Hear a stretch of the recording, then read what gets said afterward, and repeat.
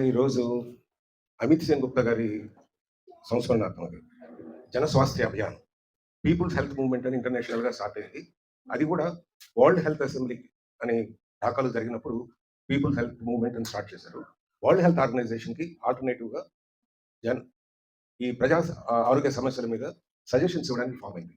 ఆ people health movement Indian branch జన స్వాస్థ్య అభియాన్. దీన్ని అమిత్ సేన్ గుప్తా గారు స్టార్ట్ చేశారు. Is a doctor.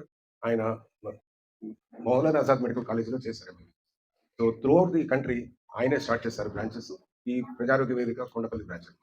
ఆయన ఎక్కువగా ఈ పేటెంట్స్ మీద, అట్లాగే ఫ్రీ మెడిసిన్స్ వచ్చేట్టు, అలాగే డ్రగ్స్ క్వాలిటీ కంట్రోల్, పేదవాళ్ళకి ఫ్రీగా డ్రగ్స్ అవైలబిలిటీ, అలాగే మెనీ పిఐఎల్స్ అంటే ఈ పబ్లిక్ ఇంట్రెస్ట్ లిటిగేషన్స్ తోటి చాలా ఫైట్ చేశారు. చాలా అవేర్నెస్ తీసుకొచ్చారనమాట.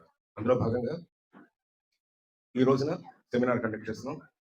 ఒక నిమిషం ఆయనకి నివాళిగా మనం మౌనంగా ఒక నిమిషం నిలబడతాం.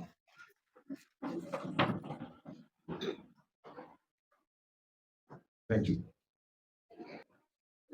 First topic challenges and solutions for the health care system in Andhra Pradesh.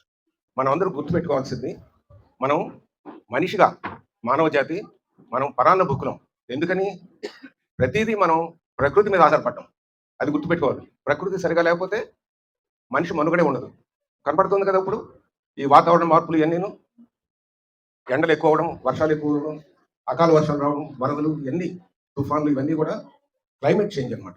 So మన ఆరోగ్యం మన ఒక్కళ్ళ మీద కాకుండా మన చుట్టూ ఉన్న సొసైటీ మీద, మనం పాటించే సంస్కృతి మీద, అలాగే ప్రపంచవ్యాప్తంగా జరుగుతున్న వాతావరణ మార్పుల మీద, అన్నిటి మీద, అన్ని కలిపి మన మీద ఎఫెక్ట్ ఉంటాయి.